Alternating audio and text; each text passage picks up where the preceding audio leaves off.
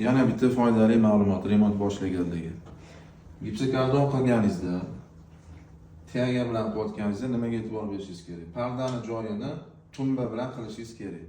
Agar tumbasiz qilsangiz, parda yana ham chuqurga o'tib ketib qoladi. Bu bir.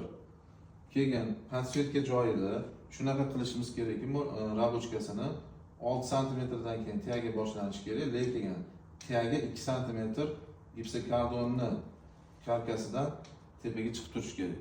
Shunda orqa tomoni toza bo'lib turadi. Keyin mana bu podsvetkani ham ahamiyat berayotgan bo'lsanglar, kaningizni urinida qo'yamiz.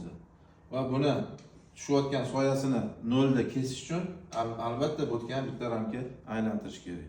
Keyin kaningizni tagida ko'p joyda pechenniy qilinmaydi. Uni pechenniy deb nomlaymiz biz. Bu pechenniyni ham qildirganingiz yaxshi bo'ladi. Mana bu gipsokardonni stiki bo'lganda shu yorilmaydi. Kuzatib boringlar, foydali. Sog' bo'linglar.